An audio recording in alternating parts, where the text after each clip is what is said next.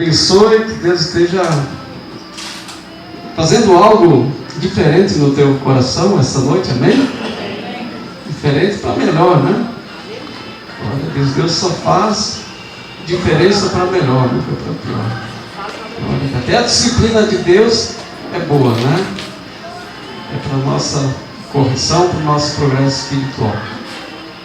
Primeira carta de Pedro, capítulo 1, aqui do verso 16, porque está escrito: sede santos, porque eu sou santo.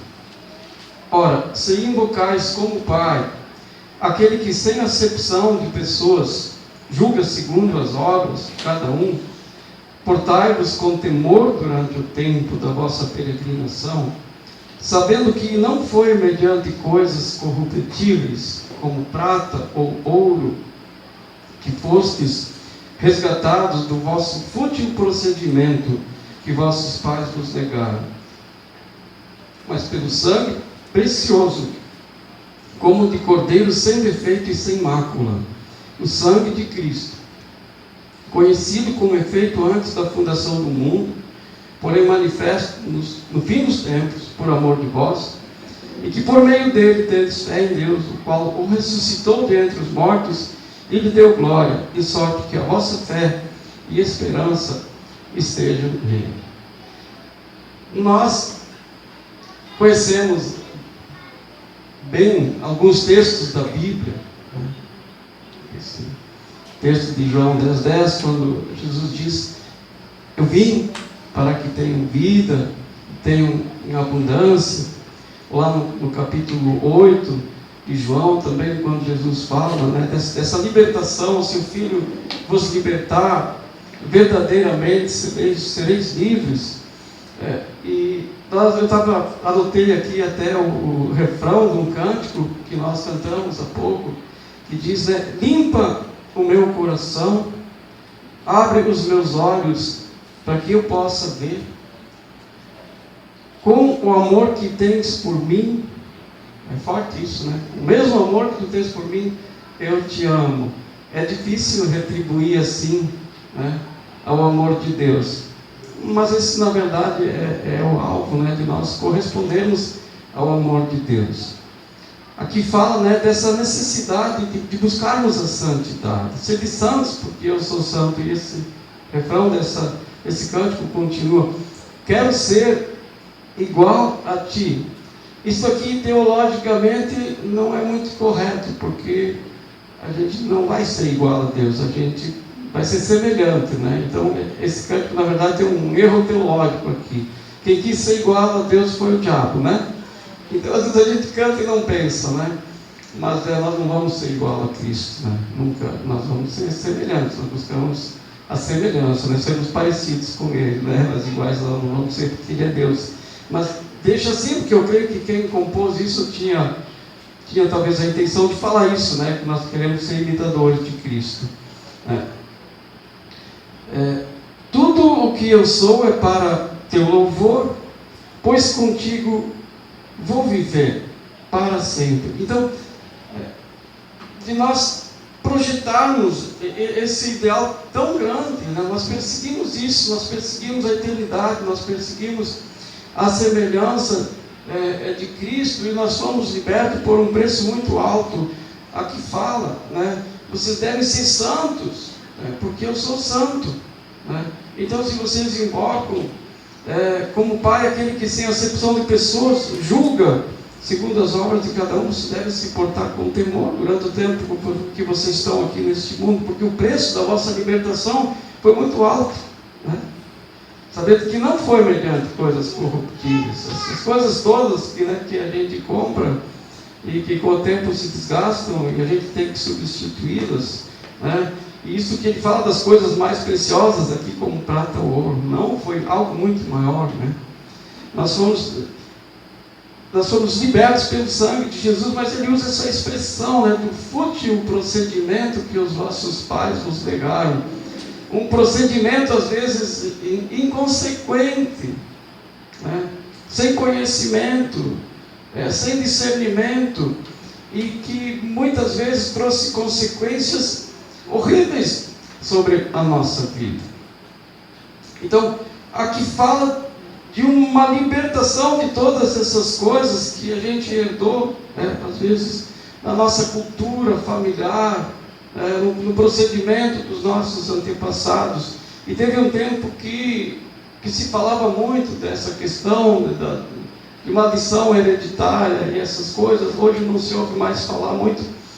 Mas então eu quero trabalhar essa questão, dessa libertação de um procedimento que a gente herdou no nosso contexto familiar. Na verdade, as nossas maiores virtudes, os nossos maiores defeitos, nós herdamos, do nosso contexto familiar. É isso que acaba se perpetuando. Então eu quero ler para isso 2 textos que falam sobre isso, mas de um modo diferente. Depois a gente junta isso. Êxodo capítulo 20, que é quando fala quando trata dos 10 mandamentos. Êxodo capítulo 20.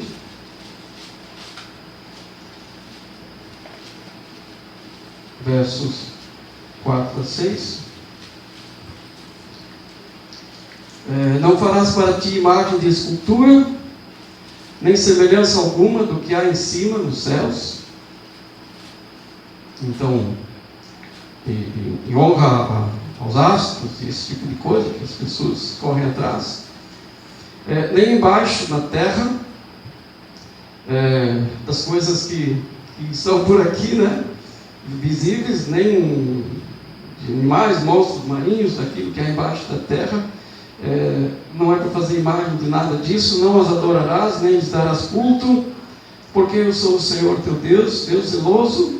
Esse é o ponto, que visito a iniquidade dos pais, dos filhos, até a 3ª e 4ª geração daqueles que me aborrecem, e faço misericórdia até 1000 gerações daqueles que me amam e guardam os meus mandamentos. Então aqui há algo bem concreto, que Deus fala, que Ele visita a iniquidade. Não se trata necessariamente de uma maldição, mas assim, Deus permite que se pague as consequências daquilo que se faz.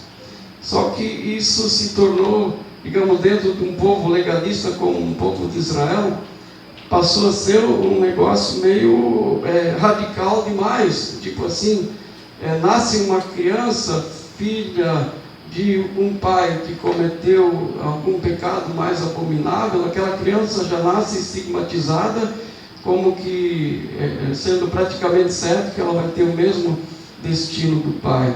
Então, lá no livro de Ezequiel, capítulo 18, o profeta Ezequiel, ele corrige esse tipo de pensamento. Ezequiel, capítulo 18. Hoje é uma pregação mais de conhecimento, assim, então eu não vou me empolgar muito aqui, eu só vou falando porque é um conteúdo para a gente absorver. Mas ali, então, em função desse estigma que eles passaram a colocar sobre os filhos,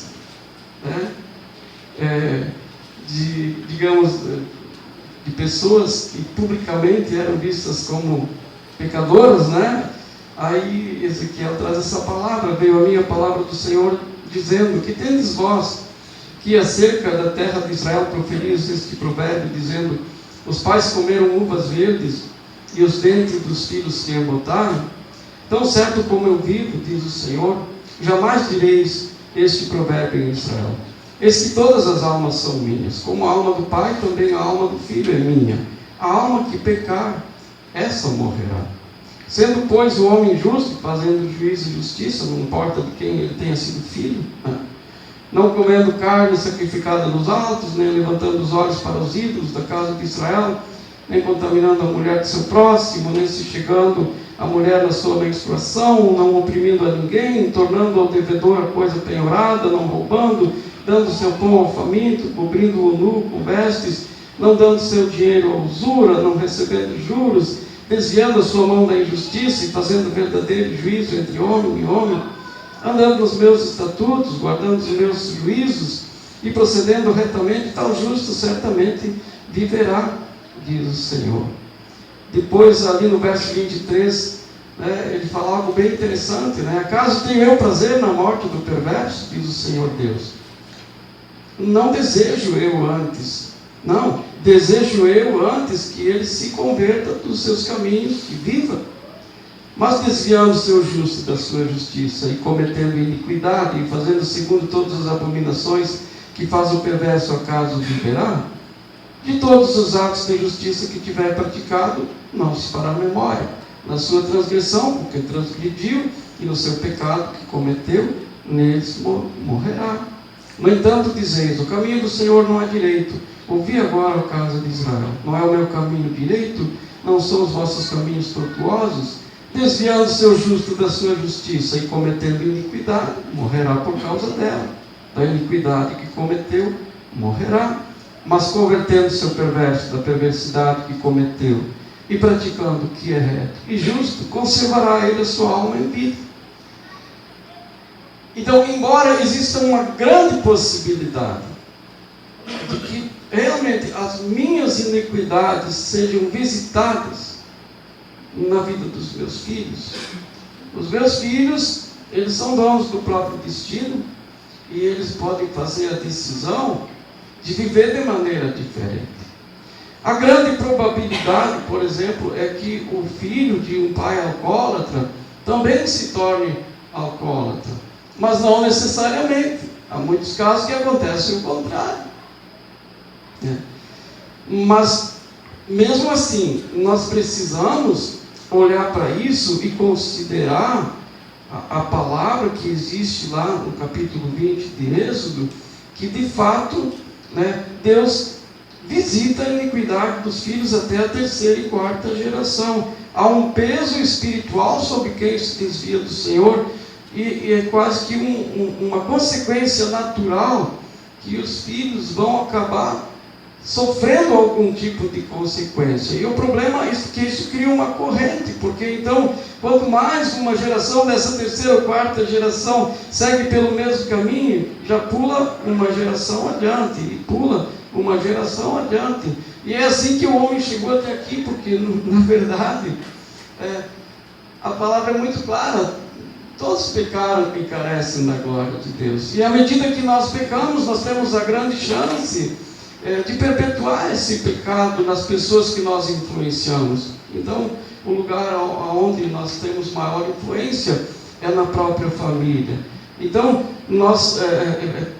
Pedro diz aqui nesse texto que nós lemos inicialmente: vocês seguem a um Deus santo, vocês têm que buscar a santidade. Vocês entendam que foi um preço muito alto que libertou vocês. Tem um texto também que eu gosto muito, do livro de Hebreus, capítulo 12.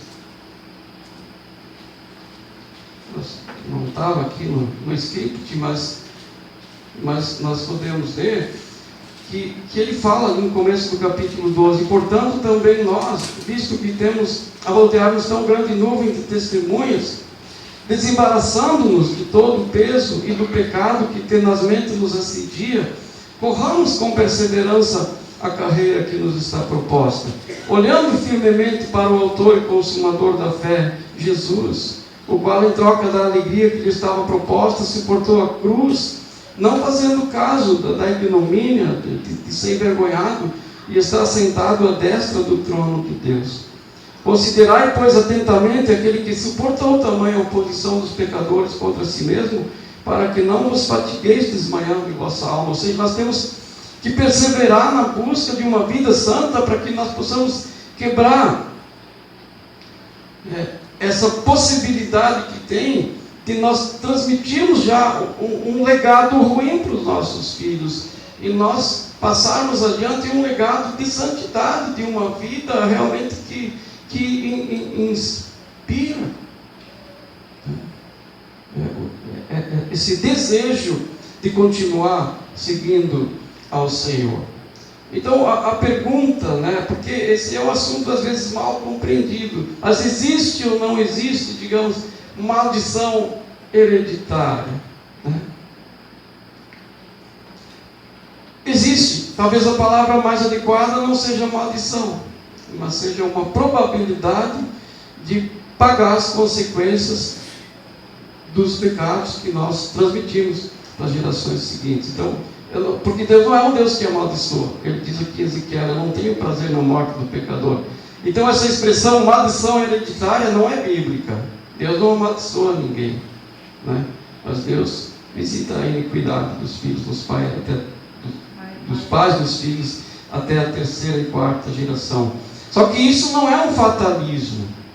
Isso não é um karma, como no espiritismo, que a pessoa tem que pagar. Isso pode ser quebrado. O pai pecou, mas o filho pode viver diferente, ele tem essa liberdade. Então ele vai ser julgado pela sua conduta, não pela conduta dos pais. Não é que os pais comem uvas verdes e os dentes dos filhos vão ficar pretos por causa, né, de ter comido uva verde. Pode acontecer que o filho faça a opção, seja induzido, sei lá, de andar no mesmo caminho, mas isso pode ser mudado. E para nós que entregamos a nossa vida a Cristo, isso realmente precisa ter mudado. Nós precisamos compreender que nós devemos nos libertar desse fútil procedimento que os nossos pais nos legaram. E cada um nesse sentido tem a sua própria luta. Todos nós somos pecadores, mas nem todos cometemos os mesmos pecados. Todas as famílias têm os seus pecados característicos, mas normalmente não são os mesmos. Eu comparo a nossa situação assim como os presidiários, né, dentro de um presídio. A humanidade é mais ou menos assim. Existe uma condenação geral, são todos criminosos e estão todos lá pagando a sua pena. Mas os crimes que eles cometeram são diferentes. Então, um dia que eles tiverem cumprido as suas penas e que foram libertos, cada um vai voltar para a sua realidade, tendo uma luta diferente. Assim também é quando nós nos convertemos, nós nos entregamos a Jesus. A partir daquele momento, de fato, os pecados que nós cometemos até o ato da conversão são todos apagados. Mas muito provavelmente, em função do tipo de pecado, né, que nos aprisionava, nós agora vamos ter que travar uma luta com esses pecados, e cada um vai travar a sua luta. Sai aquele monte de preso do presídio, né? E o traficante terá que lutar para se livrar do tráfico. O ladrão vai ter que lutar para deixar de furtar, para deixar de roubar. O homicida, ele vai ter que travar uma luta, né, para controlar a sua violência, certo? O cara que é estelionatário, ele vai ter que sair daí e lutar contra a desonestidade, a malandragem dele. A tendência dele é voltar a fazer a mesma coisa. Ele vai ter que começar a se controlar, né? O estuprador, ele vai ter que lidar com a depravação moral dele. Porque assim, mesmo que eles tenham sido libertos, se eles voltarem e a natureza deles não mudou, eles não tomaram uma decisão de mudar, provavelmente, e é o que acontece normalmente, eles vão voltar a praticar os mesmos delitos. E um dia voltam para o presídio, né, por outros crimes que vão cometer, por não terem sido libertos dessa inclinação, dessa tendência. E aí eles vão colher sempre as mesmas consequências, e se colocando numa situação cada vez pior. Então,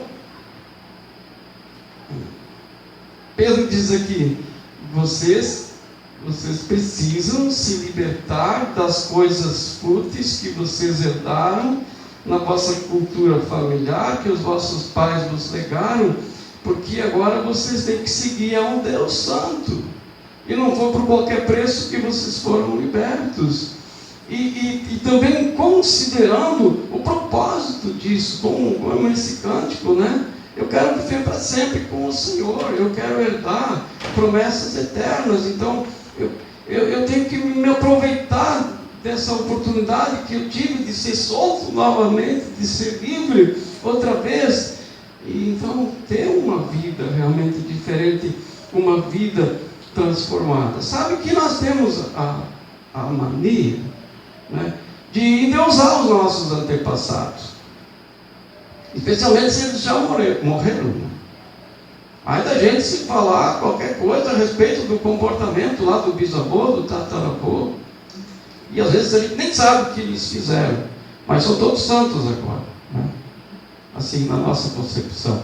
Mas nós não podemos ignorar o fato de que eles foram tão pecadores quanto nós.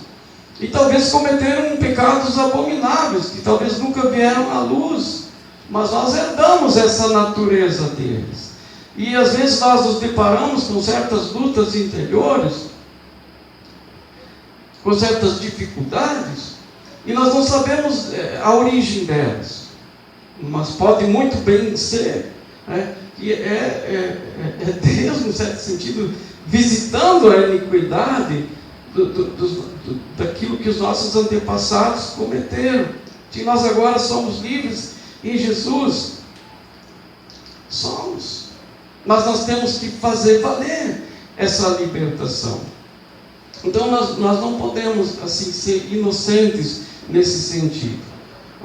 Se falar mal da nossa família, a primeira coisa que a gente tenta fazer é se defender. Então, mas não deixe, né? Não se trata de outros falarem mal da nossa família. Mas nós temos, à medida que nós encontramos, depois de convertidos, algumas dificuldades na nossa conduta, de pensar na grande possibilidade que talvez isso é algo que nós herdamos dos nossos antepassados. Depois eu vou falar mais sobre isso, né? Porque eles também provavelmente estiveram sujeitos a influências espirituais. Aonde há o pecado, o diabo entra. O diabo se aloja nas trevas. E especialmente às vezes naqueles pecados ocultos que nunca foram trazidos à luz. Lutas às vezes que os nossos pais ou avós tiveram, né? Ou perversões mesmo, às vezes, que nunca vieram à luz, mas que eles tiveram, e que hoje nós pagamos, às vezes, as consequências. Então, 1 Pedro 5,8 diz, temos que cuidar, né? O diabo, o vosso adversário, anda em derredor como um leão que ruge, procurando alguém para devorar. Então, assim, nós sabemos que é possível se libertar disso. Pedro disse que nós fomos libertos, na verdade. Nós fomos libertos desse procedimento que os nossos pais nos pegaram. Mas como acontece essa libertação na prática? Quando ela acontece? Existem duas posições, assim, aqui a respeito disso. Alguns entendem que uma vez que eu me converti, e Jesus perdoou todos os meus pecados, eu não tenho mais nada a ver com aquilo que aconteceu lá atrás. Eu fui completamente liberto, agora eu sou livre e pronto. E muitas vezes esse tipo de conversão acontece. Foi uma conversão tão radical, foi uma entrega tão profunda, a pessoa foi tão cheia do Espírito Santo, que a partir daquele momento ela vive uma vida completamente nova, se cumpre nela aquilo que está escrito, né? Se alguém está em Cristo, 2 Coríntios 5,17, é nova criatura, as coisas antigas passaram e tudo se fez novo. E muitas conversões, elas são realmente assim, e é uma transformação tão grande que a pessoa parece que nem mais é reconhecida, ela mudou realmente, e não tem mais nenhum problema com os pecados que ela tinha antes. Eu vou dizer que esse tipo de conversão não é tão comum. O mais comum é que a pessoa se converte e ela está efetivamente perdoada de todos os pecados que ela cometeu até ali. Mas ela continua, é o réu que cumpriu a pena, que voltou para o mundo, e ele não se segura, né? Vira e mexe, ele está procurando de novo os mesmos ambientes, está lutando lá dentro para não cometer de novo as mesmas coisas. Então, quando nós, já convertidos, já perdoados, já tendo sido purificados pelo sangue de Jesus, justificados, adotados como filhos de Deus, tudo está certo, batizados, e continuamos com as mesmas lutas. Nós temos que encarar de frente a essa realidade. E eu coloco essa questão mais ou menos assim. Eu gosto de falar isso porque, como eu trabalhei na área do direito, a Bíblia ela é muito jurídica, né?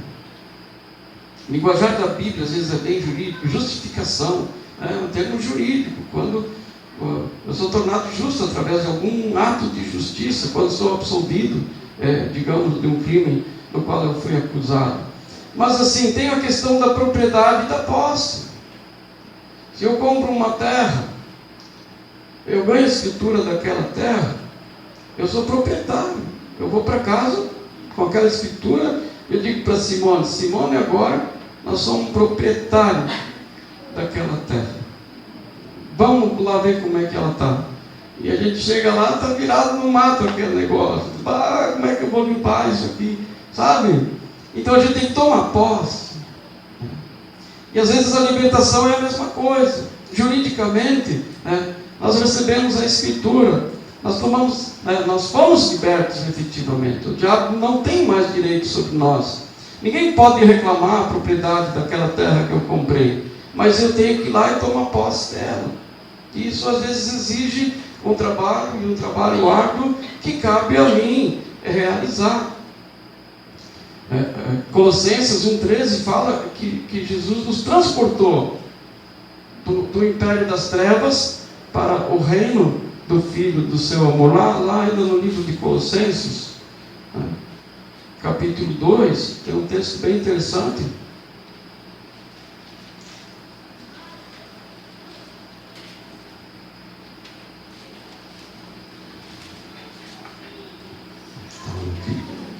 Colossenses, a partir do verso 13: E a vós outros que estáveis mortos pelas vossas transgressões e pela incircuncisão da vossa carne, vos deu vida juntamente com ele, perdoando todos os vossos delitos, está tudo perdoado.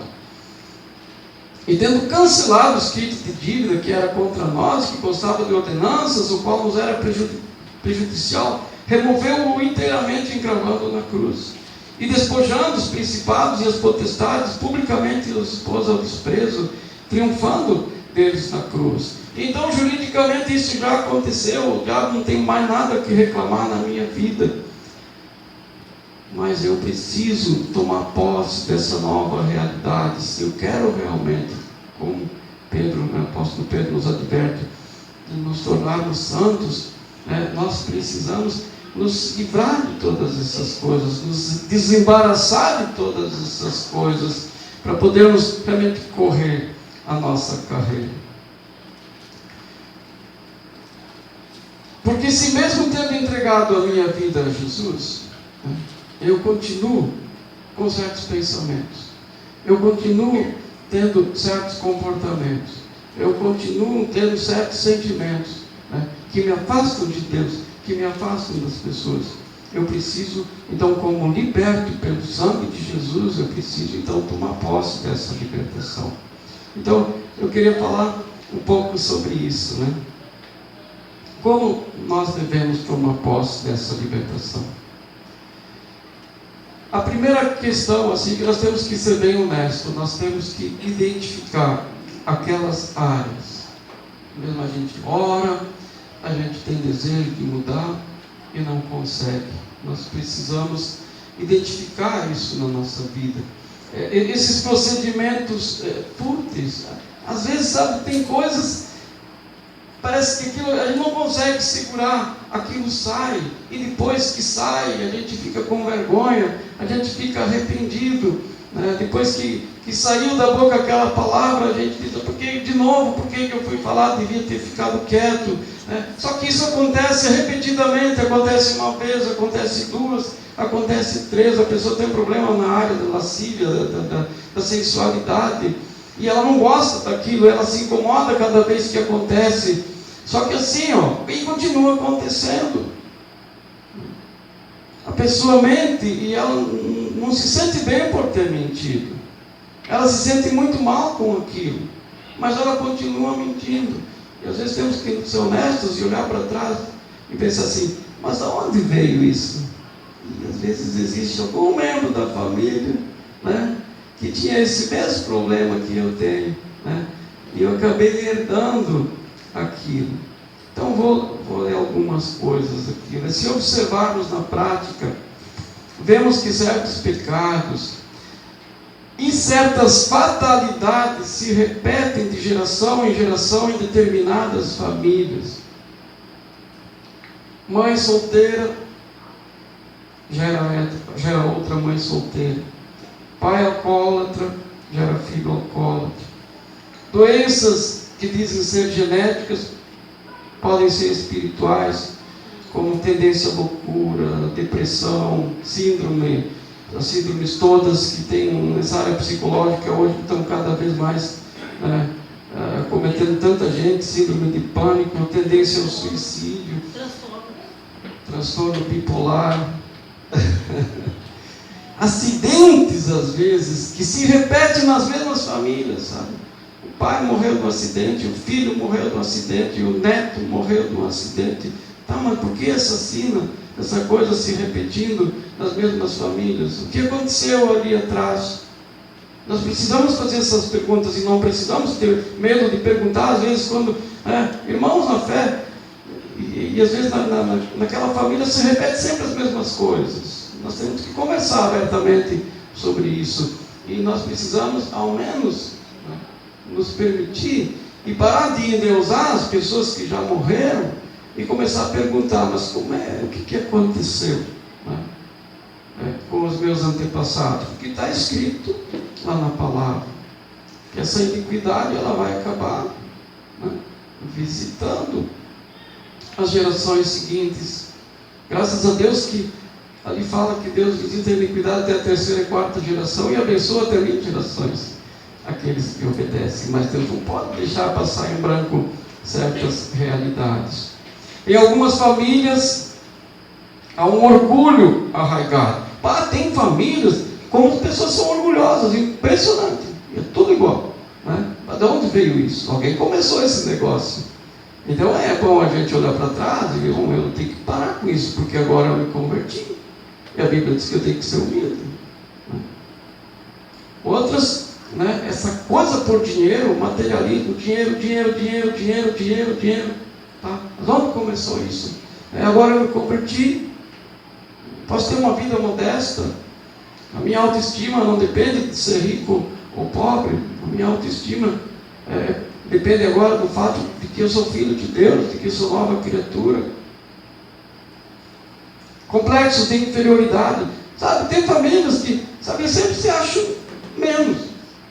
Mas quem se converteu não tem por que continuar se achando menos. O avô se sentia menos, o bisavô se sentia menos. Nossa família é assim mesmo, a gente nasceu para ser pisado pelos outros. Não! Agora eu sou filho de Deus. Essa tendência à vitimação, complexo de inferioridade, outros desânimo, aqui é todo mundo desanimado. Vô desanimado, pai desanimado, filho desanimado, neto desanimado. Mas onde vai parar isso?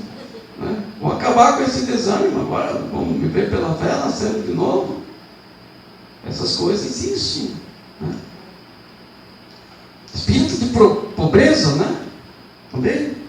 Não, mas é assim mesmo. A minha família sempre foi pobre. Mas agora eu não preciso mais ser pobre. Eu vou trabalhar para mudar essa realidade. A Bíblia diz também que eu posso ter dinheiro, não tem problema. Não precisa ser necessariamente pobre. Nós precisamos quebrar essas coisas, porque às vezes está incorporado na nossa maneira de pensar. A gente se converteu, mas isso não mudou. Então alguém tem que mudar. E esse alguém sou eu. É a minha vez de mudar essa história. Porque eles não eram convertidos, mas agora eu sou. E às vezes mesmo em famílias convertidas, as pessoas vão aceitando como se fosse um karma, como se fosse um destino. Não, esse negócio não tem mais para quem se converteu. Nosso destino é a vontade de Deus. Não é os astros que vão determinar o que vai ser de mim. Não é poder nenhum. O diabo pode ter tido espaço, espíritos familiares podem ter tido espaço nos meus antepassados, mas agora não, porque eu sou de Cristo. Eu tenho a Escritura, então eu vou tomar posse dessa minha posição. Amém? Não aceite esses estigmas na vida de vocês. Agora, para aquele que se converteu, o futuro está aberto. Amém? Eu posso mudar completamente a história da minha família. Amém?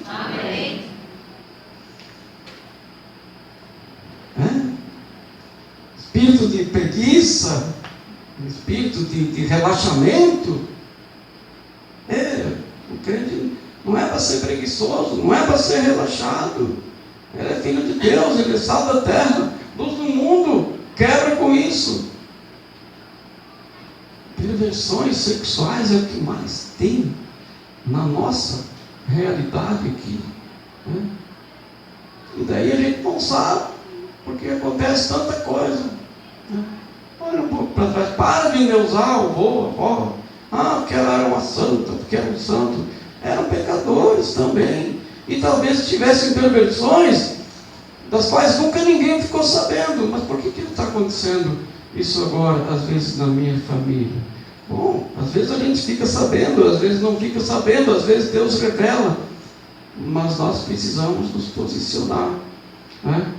Nós temos que quebrar com esses fúteis procedimentos, porque agora nós queremos um legado santo para aqueles que vão nos suceder. Então nós precisamos ver se há pontos fracos no nosso comportamento, que eles são característicos da nossa família. Um casal, por exemplo, que casa, ele não pode deixar de olhar para essas coisas, porque daí traz duas culturas, traz duas histórias para dentro do casamento. E assim como às vezes puxa lá a genética pelo bisavô, como é parecido com o bisavô, com o avô, é mais parecido com o avô do que com o pai. Isso no mundo espiritual às vezes também pode ser mais parecido com o avô do que com o pai. Então não dá para negligenciar essas realidades. E se elas começam a aparecer, um casalzinho novo, aí começam a surgir problemas que eles não imaginavam. Opa, de onde vem isso? E aí nasce um filho e apresenta tendências estranhas, que não é nem do pai, não é nem da mãe. Mas de onde veio isso? Bom, é bom parar para pensar. É bom parar para pensar, ver o que está acontecendo, porque podem ser perturbações espirituais. Então o casal não deve se acusar a respeito dos seus antepassados, mas deve se ajudar a quebrar com essas coisas. E cuidar para não atrair outros pecados, porque assim como a gente às vezes está pagando as consequências de pecados que foram cometidos, a gente pode cometer pecados cujas consequências vão abrir um outro caminho. Estão usando essa palavra entre aspas, de cobrança, de direito que o diabo acaba adquirindo. Então, se nós percebemos isso, ou se mesmo nós temos uma impressão mais forte que isso possa ser isso mesmo, é que a gente percebe que não deve ter outra origem, nós precisamos orar e quebrar com todo o direito de Satanás. Nós precisamos fazer isso de uma maneira bem clara, pela autoridade de Jesus. Uma vez identificadas essas áreas, nós precisamos nos arrepender.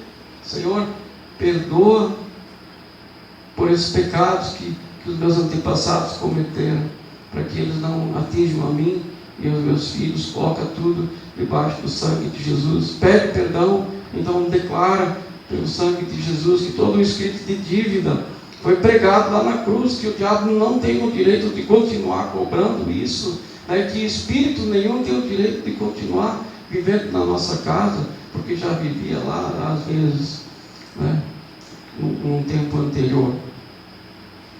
Então nós precisamos exercer essa autoridade e tomar posse dessa libertação. Sabe, Deus quer que nós tenhamos uma vida abundante. Nós precisamos realmente ser livres. Nós não podemos continuar aceitando que certas coisas aconteçam conosco. Nós precisamos nos libertar disso. Nós estamos indo para o céu. E na verdade assim nós não vamos ser felizes enquanto não formos completamente libertos, a medida da nossa felicidade vai ser a medida da nossa libertação, de quando nós não estamos mais aprisionados nessas coisas, então nós somos livres para criar um novo futuro. Amém? E assim, por isso que esses encontros de libertação, cura da alma, eles são importantes, porque então isso é estimulado, né? As coisas são colocadas e a pessoa, então ela tem tempo para pensar, puxa, né? Esse problema realmente eu tenho, esse problema a minha família tem, mas nós podemos fazer isso, né? Fazer isso por nós mesmos, tomar iniciativa disso. No Abismo Ligado também, nesse estudo a gente trata bastante dessas coisas, e nós, uma vez que nós então tomamos posse dessa libertação, nós precisamos manter o território ocupado. Hoje eu estava ouvindo um programa na Rádio Transmundial, era a respeito da pornografia, que assim como tanto a pornografia, assim como outros vícios, ela acaba liberando, né, dopamina no nosso cérebro, que é esse hormônio do prazer. Só que isso não tem limite, o corpo quer sempre mais, por isso que a pessoa começa a se envolver nas drogas e ela quer sempre mais, né? A pessoa que joga carta, ela está sempre achando um tempinho para jogar carta, porque isso traz prazer para ela, né? E assim, tem pessoas viciadas em tantas coisas, mas ele estava falando especificamente a respeito da pornografia, que não adianta, não tem atalho para esse caminho. Tu tem que começar a encher a tua mente com outras coisas, tu tem que fazer uma decisão de deixar aquilo de lado e ocupar a tua cabeça com outras coisas, não tem outro jeito. Assim como um alcoólatra, ele vai ter que lutar às 24 horas. Eu creio que um ex-alcoólatra, porque os alcoólicos anônimos não existe isso, né? A pessoa continua sendo alcoólatra. Em Jesus a gente se torna ex-alcoólatra, né? Graças a Deus. Mas assim, quando a tentação vem, eu tenho que procurar fazer outra coisa, encher o meu tempo com outra coisa. Então, se nós temos pecados que realmente nos atrapalham, como fala lá em Hebreus 12, desembaraçando-nos de todo o peso e do pecado que tenazmente nos assedia, né? Então nós temos que quebrar com isso, mas colocar outras coisas no lugar, porque a gente sabe, né, que mente vazia é de fato a oficina do diabo. Tem esse texto lá de Lucas capítulo 11,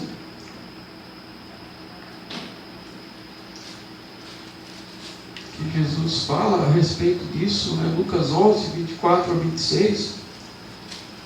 Quando o espírito imundo sai do homem, anda por lugares áridos, procurando repouso, e não o achando, diz: voltarei para a minha casa de onde saí. E tendo voltado, a encontra varrida e ornamentada. Então vai e leva consigo outros 7 espíritos, piores do que ele, e entrando, habitam ali, e o último estado daquele homem se torna pior do que o primeiro. Quer dizer, a gente não só tem que limpar a casa. Digamos assim, quando nós nos convertemos, Jesus limpa a nossa casa, mas nós precisamos ocupá-la. Nós não podemos deixar a nossa casa vazia. E porque quando nós deixamos a nossa casa vazia, então o diabo começa a voltar, né? O pecado começa a voltar. E daqui a pouco o próprio diabo lá, o espírito, aquele, digamos que é um espírito familiar, que sempre dominou, né, áreas daquela família, ele volta e vê que os mesmos pecados estão sendo praticados, e volta com mais 7 junto, e o último estado fica pior. O crente tem que ser cheio do Espírito Santo, porque ele precisa manter a casa ocupada. E não existe vida com Deus sem palavra, sem oração, sem estar cheio do Espírito Santo. E nós precisamos então buscar coisas que nos proporcionem ser cheio do Espírito Santo. Eu sempre gostei de ouvir rádio, né? Gosto de ouvir rádio. Às vezes eu deixo depois do almoço, eu gosto do radinho ligado, a gente fica ouvindo, né? Mas eu vou dizer, é bem diferente se eu ouço a Rádio Gaúcho ou se eu ouço a Rádio Transmundial. É diferente. Imagine então se fosse pornografia, se fosse piada suja, coisa assim. Mas tu fica ouvindo notícia, futebol, e aquilo, né? É sempre a mesma coisa, bate sempre no mesmo ponto, tem que surgir outra notícia, e vão te envolvendo, e o time ganha, e o time perde, e troca treinador, e muda a escalação, e vende jogador, e compra jogador, e no fim tu passa pensando naquilo, né? E a casa vai ficando vazia. Quando eu ouço a Rádio Transmundial, que eu recomendo, né, que é essa aqui do presente diário, não, eu estou ouvindo louvor, eu estou ouvindo um estudo bíblico, eu estou ouvindo uma entrevista sobre missões, né, eu estou ouvindo algum debate sobre determinado assunto teológico, ou vida cristã, enfim, é diferente. Então, é bem provável, né, que eu me torne uma pessoa mais cheia do Espírito Santo. Então nós precisamos ocupar o nosso território. O crente não adianta, o crente tem que ir para a igreja, o crente tem que ir para encontro de oração, ele tem que ir para a reunião de célula, ele tem que ler a Bíblia. Eu gosto de contar isso porque eu e a Simone, a gente sempre fez, desde que casou, devocional juntos. Mas teve um tempo atrás que meio que na corrida a gente fazia aquele negócio bem mecânico assim, e meio correndo, e não estava legal. E uma noite eu tive um sonho assim, que estava num consultório médico, e tinha uma escrivaninha assim lá no fundo da sala, e o pessoal ficava aí, ele atendia todo mundo assim junto. E a Simone foi lá conversar com ele, e na carona dela eu levantei o dedo assim, e digo: doutor, o senhor teria um minutinho para mim, né? E ele perguntou: tu marcou consulta? Eu disse: não. Ele disse: então eu não posso te atender, mas vem aqui. Daí eu sentei e ele disse assim: eu tenho uma sentença para ti. Uma sentença. Tu tem que separar 1 hora para tomar chimarrão com a Simone, todos os dias. Aí eu tomei chimarrão para fazer devocional juntos, né? Assim, eu entendi aquilo como Deus me dizendo: cara, assim, prioridade, teu tempo devocional com a Simone, 1 hora. Então é 1 hora, agora às vezes passa de 1 hora, né? Não tem jeito. Mas isso muda as coisas, porque nós estamos enchendo, ocupando a casa. Amém? Amém. Então nós temos também, né, que quebrar. Então, com autoridade, nós temos que quebrar definitivamente esse domínio em nossa família. Eu li num livro um tempo atrás, uma senhora, um casal, eles eram cristãos, e tinham 2 meninos, e chegava na hora de orar, né? Um orava, o outro nunca orava. Na mesa, na hora do almoço, você pedia para o filho orar, orava, o outro não orava. Mas aquela mania que a gente tem de quando ora, fecha os olhos, né? E um dia, enquanto eles estavam orando, ela ficou com os olhos abertos e ficou olhando para esse um dos filhos que nunca orava. E ela disse que ela viu, mas viu muito claramente a expressão do avô, do pai dela, né? Ou do pai dele, não sei, mas ele viu o avô no rosto da criança. Aí ela se deu conta que ele era um homem muito duro, que resistia muito à palavra, mas ela disse que ela viu aquele mesmo espírito assim do avô no rosto da criança naquele momento. Depois ela falou para o marido, eles oraram, quebraram essa maldição, e daqui em diante a criança mudou completamente. Não era o avô. Sim, um espírito que agia, né, no avô e que estava agindo agora no neto. Então nós temos que quebrar e nós não temos que aceitar, né? Então nós precisamos também olhar às vezes para os nossos filhos. Ao falar a respeito de filhos, eu quero falar uma coisa bem especial aqui para os pais. Nós estamos hoje com um jeito muito errado de educar as crianças, e aqui dentro da igreja também. Infelizmente, nós estamos criando uma geração que não está aprendendo a ser contestada, que não está aprendendo a ser corrigida, Nós queremos que todo mundo ache que os nossos filhos são o máximo, que achem eles bonitinhos, que achem eles inteligentes, eles são sempre os melhores, sabe? E eles se acostumam, né? Sempre com esse retorno, tudo que eles fazem é bonito, tudo que eles fazem está certo, a criança chega correndo, espalhando tudo, e todo mundo tem que achar bonito. Não, nós estamos aqui como igreja para educar junto as nossas crianças, né? Se uma criança, ela vem e dá um pisão no teu pé, tu não tem que procurar o pai e a mãe, tem que repreender, ela tem que mostrar que aquilo está errado, e olhar para ela, eu não gostei do que tu fez, e olhar feio, eu vou falar para a mãe, e aí a mãe quer tirar a satisfação, pega a criança, né, e disciplina, porque ela não pode continuar se comportando assim.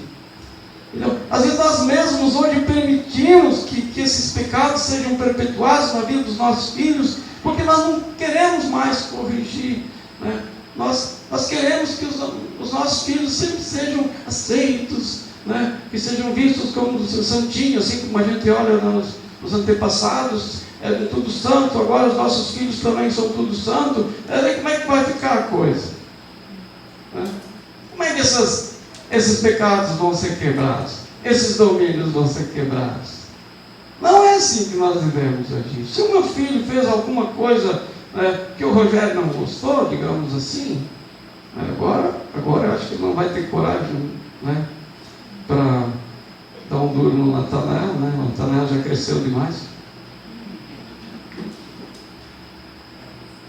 Gente, assim, vamos cuidar com isso, porque nós mesmos às vezes impedimos que os nossos filhos sejam abençoados, porque nós não queremos corrigi-los, e nós não queremos que ninguém desaprove as condutas erradas deles. Um dia alguém vai reprovar, um dia eles vão dar, como se diz, com a cabeça no muro, né? E daí? Aí às vezes é tarde demais. Gente, a criança forma a personalidade dela até os 6 anos de idade. Se ela até essa idade ela foi manipuladora, ela foi mentirosa, ela foi, teve um comportamento moralmente condenável, dificilmente ela vai ser corrigida depois. E quanto mais cresce, mais difícil fica. Então, se nós queremos quebrar essas maldições, nós temos também que perceber os comportamentos errados das vidas dos nossos filhos e corrigi-los e orar por eles. E se eles não agem direito no meio das pessoas, aqui na igreja é o lugar para eles aprenderem a se comportar. Vamos nos ajudar. O cultinho das crianças, às vezes dá um rolo lá. Para as mães, bota 5 mães lá, e cada uma vai dar razão para o seu filho. Não, tem que ver quem realmente tem razão. Eles têm que aprender, né, que aquilo que é certo e aquilo que é errado. Porque se eu penso assim, que por ser meu filho, ele nunca erra, eu estou criando um monstro. Porque o outro não vai pensar assim do meu filho. Amém? Então, sabe, a família é o lugar para a gente corrigir as crianças. A família é o lugar para a gente mudar a cultura. A família é o lugar para a gente quebrar esse legado de maldição e começar a erguer uma cultura diferente, uma cultura de bênção, que leva a bênção.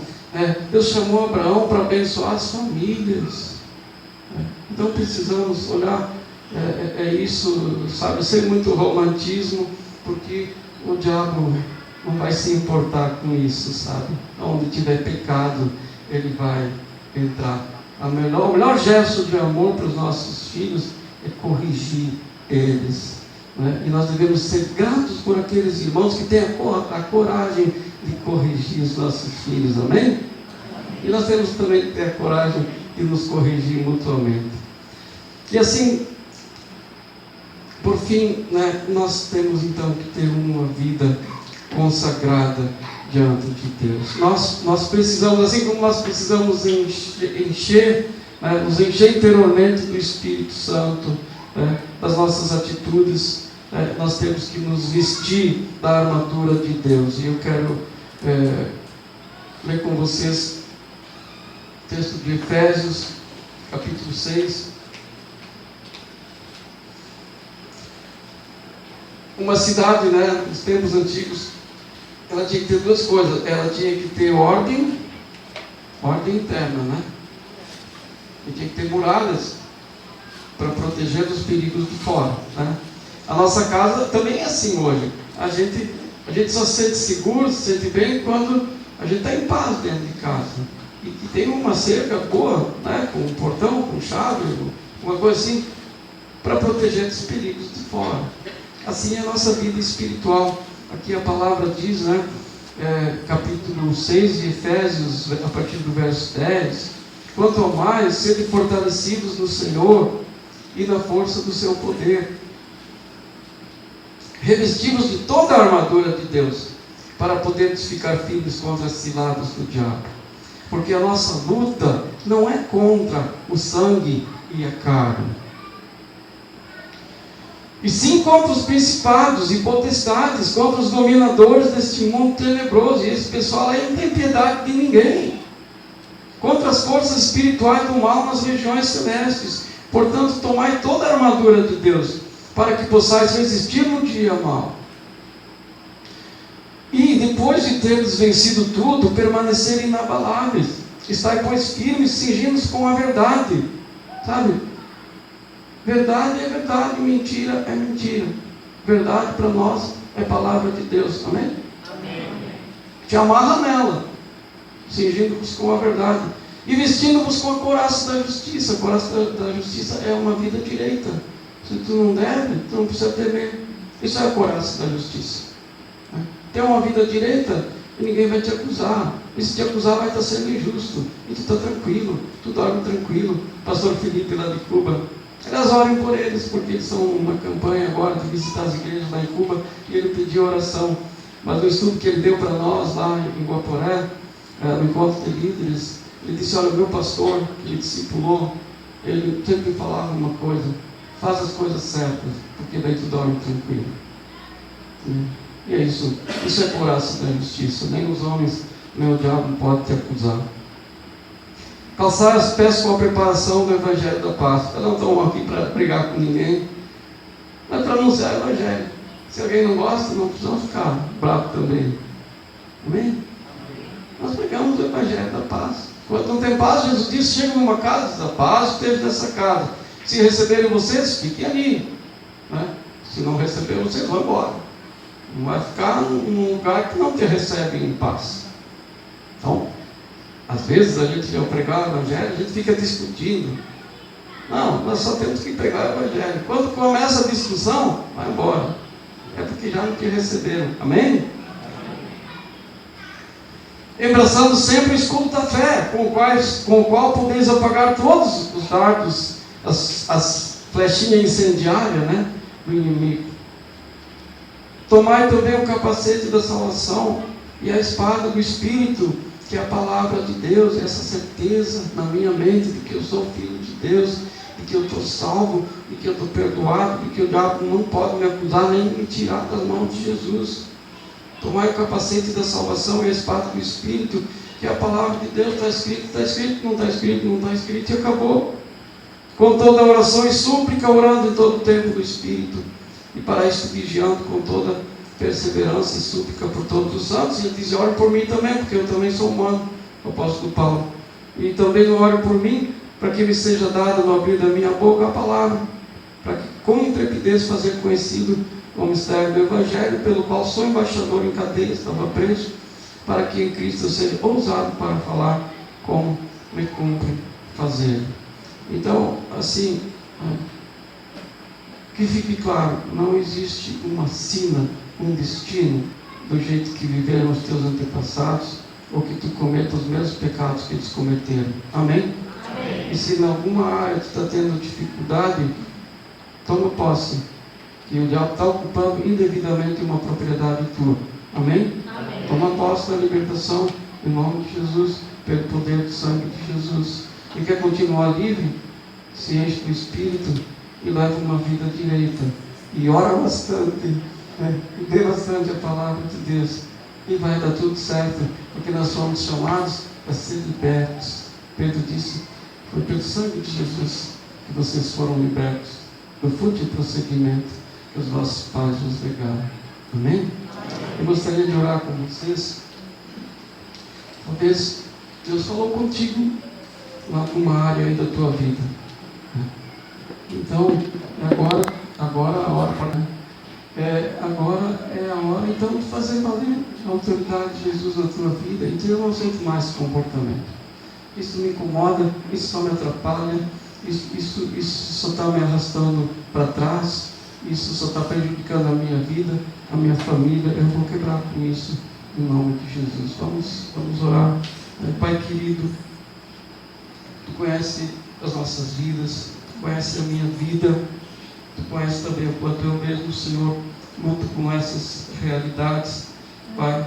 Mas, Senhor, nós queremos nessa noite, ó Deus, nos colocar diante de Ti, ó Deus, e pedir perdão se nós permitimos, Senhor, que pecados, ó Deus, tenham repetidamente acontecido conosco, ó Deus, se nós temos permitido que comportamentos, ó Deus, que fizeram parte da história dos nossos antepassados, que não eram Teus filhos, que não conheceram a verdade, ou mesmo que conhecessem, ó Deus, que continuem na nossa vida, porque nós somos Teus filhos, nós fomos chamados para a santidade, sede santos, porque eu, o Senhor, sou santo. Ó Deus, de reconhecer como unidade que não foi pelas nossas próprias forças, que nem toda a prata, todo o ouro do mundo teria nos trazido a libertação, Senhor. Isso de nada adiantaria, foi somente pelo sangue de Jesus, essa única chance que nós temos de ser livres. Então queremos fazer valer, Senhor, ó Deus, esse sangue derramado em nosso favor. Pai, nós queremos colocar, ó Deus, todas essas áreas da nossa vida. Tu conhece a vida de cada um, aquilo que Tu revelou no coração, no espírito de cada um. Senhor, nós queremos colocar diante da cruz e pedir, sim, que em nome de Jesus esse escrito de dívida seja quebrado, que agora essa pessoa é livre, que ela não é obrigada a continuar perpetuando pecados, comportamentos destrutivos, Senhor. Ó Deus, que ela não é obrigada, ó Deus, essa pessoa não é obrigada a viver a vida inteira do mesmo jeito. Nós somos chamados para a liberdade. Se o Filho vos libertar, verdadeiramente sereis livres. Que Tu coloca um sonho no coração de cada um, de desejar somente a Tua vontade, Pai, de não se entregar, Senhor, diante desses poderes, de não se render, mas pela súplica, pela oração, pela armadura de Deus, tomar posse dessa nova terra, que para nós é sim a terra prometida, é o descanso que nós achamos em Cristo. Ó Deus, é a nossa única chance que nós temos, Pai, agora, Senhor, de passar para os nossos filhos um legado diferente para as gerações futuras, Senhor. Ó Deus, um legado limpo de todo mal, Senhor. Ó Deus, e um desejo, Pai, ó Deus, de ser cheio do Espírito Santo, Pai. Às vezes nós não temos esse desejo, mas dá-nos esse desejo de sermos cheios do Teu Espírito Santo, porque somente assim que nós vamos ter uma vida contigo, somente assim que nós vamos ter esse poder espiritual. Enche, Senhor, enche essa pessoa do Teu Espírito agora, Pai, em nome de Jesus. Derrama, Senhor, Teu Espírito agora sobre cada um que orou, Senhor. Ó Deus, que essa casa seja ocupada, Senhor, pelo desejo de fazer a Tua vontade, pelo desejo de buscar a Tua presença, pelo desejo de orar, pelo desejo de ler a Tua palavra, de se consagrar, pela determinação de jogar fora tudo aquilo que está atrapalhando, Pai. Faz essa obra, nós Te pedimos em nome de Jesus. Que neste ano, Pai, nós tenhamos um ano de grandes vitórias, Pai. Ó Deus, uma igreja verdadeiramente vive, uma igreja consagrada, uma igreja comprometida com o Teu reino. Essas crianças que estão vindo, Senhor, ó Deus, que sejam educadas de uma maneira sadia, da maneira certa. Tira a possessividade do coração das mães, dos pais, Senhor. Nós queremos, ó Deus, não queremos que os nossos filhos sejam melhores. Sim, nós queremos que eles sejam Teus filhos, Pai. Ó Deus, que eles sejam melhores porque Tu habita neles. Ó Deus, porque Tu está fazendo a Tua vontade na vida deles. Mas tira toda essa possessividade, Pai. Eu peço em nome de Jesus que nós possamos entregar realmente o nosso destino. Sim, eu digo, Pai. ó Deus, o nosso destino, o nosso futuro completamente nas tuas mãos. Venha o teu reino, faça-se a tua vontade, Pai, em nome de Jesus. Amém, Senhor. Amém. Amém.